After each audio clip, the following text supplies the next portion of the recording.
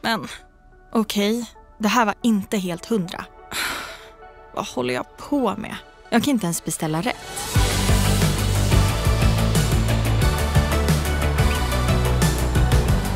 Tur jag har. Eller tur.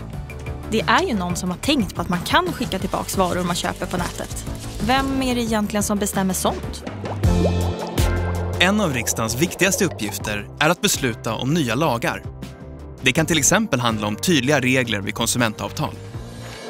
Varje år behandlas tusentals lagförslag i något av riksdagens utskott. Här behandlar ledamöterna förslagen och skriver ett förslag till beslut. Ett betänkande som lämnas till kammaren.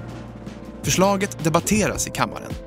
Där lyfter ledamöterna fram argument för och emot utskottets förslag. När det sedan är dags för att rösta samlas ledamöterna för att fatta beslut. Om en majoritet röstar ja kommer Sverige få en ny lag.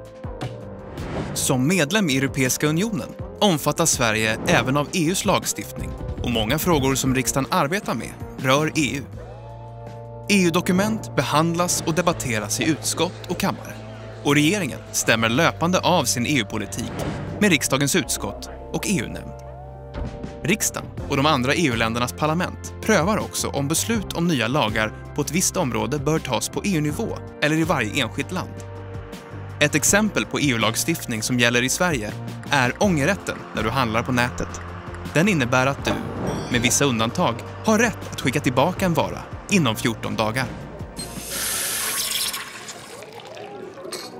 Så allt ifrån lagstiftning till EU-politik ingår alltså i riksdagens uppgifter.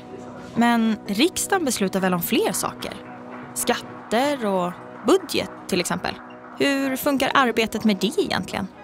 Att besluta om statens budget tillhör också en av riksdagens grundläggande uppgifter.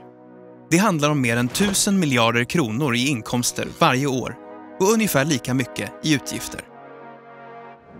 Den största inkomstkällan för staten är skatter, till exempel för arbete, från företagande och moms. Utgifterna är fördelade på flera utgiftsområden. Några exempel på utgiftsområden är rättsväsende, energi och studiestöd. Regeringen ger förslag på hur utgifterna ska fördelas. Men det är riksdagen som fattar beslut.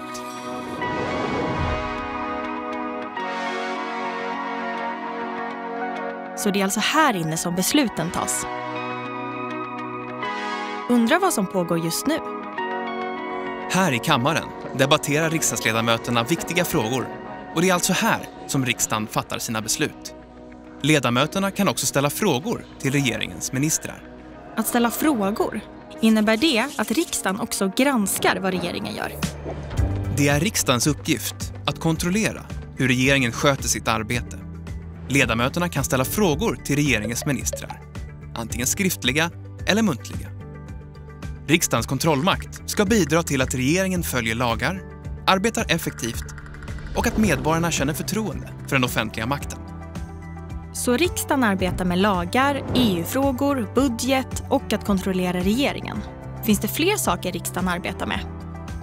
Jo, en av riksdagens uppgifter är att tillsammans med regeringen forma den svenska utrikespolitiken. Utrikespolitiken innefattar även beslut som rör länder utanför EU. Det kan handla om säkerhetspolitik, biståndspolitik och mänskliga rättigheter.